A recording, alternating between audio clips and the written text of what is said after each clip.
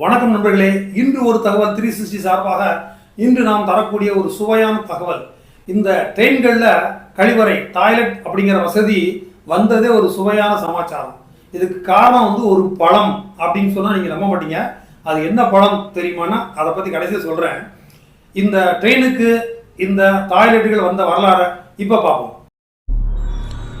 உங்களின் பார்வையில் இன்று ஒரு தகவல் 360. 1909 அன்றைய காலகட்டங்களில் ட்ரெயினில் டாய்லெட் ஃபெசிலிட்டிலாம் கிடையாது. நீங்கள் ட்ரெயினில் போகும்போது இந்த மாதிரி 2 பாத்ரூம் 1 பாத்ரூம் போகணும்னா நீங்கள் அடுத்த ஸ்டேஷன் வந்த பிறகு அங்கே போய் இறங்கி போயிட்டு தான் வர முடியுமே தவிர ட்ரெயினில் அந்த கழிவறை வசதிங்கிறது கிடையாது. இந்த வசதி வருவதற்கு காரணமான ஒரு பழம் ஒன்றுனா அது பலாப்பழம். ஒரு நபர், அவருடைய பெயர் என்ன பார்த்தீங்கன்னாக்கா வக்கீல் சந்திரசென் அப்படிங்கிற ஒருத்தர் என்ன பண்ணுறாரு, ட்ரெயினில் ஏறதுக்கு முன்னாடி பலாப்பழத்தை நிறையா சாப்பிட்றாரு. மனுஷன் சாப்பிட்ட பழம் வண்டி ஓடிக்கிட்டு இருக்கும்போது அகமத்பூர் அப்படிங்கிற ஊர் வரும்போது இவருக்கு ரொம்ப டாய்லெட் வரக்கூடிய ஒரு சூழ்நிலை போச்சு.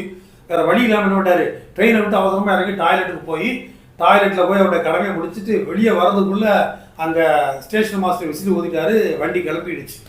இவர் ஒரு கையில் வேட்டியும் ஒரு கையில் வாளியும் பிடிச்சிக்கிட்டு தட வேகமாக ஓடி போகிறாரு. அவரால் ட்ரெயினை பிடிக்க முடியல. அவர் கொஞ்சம் படித்தவர் அப்படிங்கிறதுனால என்ன பண்ணுறாரு, உடனே வீட்டுக்கு வந்தோன்னா பயங்கர கோவத்தில் என்ன பண்ணார், ஒரு லெட்டர் அப்படியே டைப் அடித்து அனுப்புகிறார். தனக்கு நேர்ந்த அந்த அனுபவத்தை இந்த மாதிரி ஒரு லெட்டரை எழுதி அந்த ரயில்வே டிவிஷனுக்கு அனுப்பிட்டார்.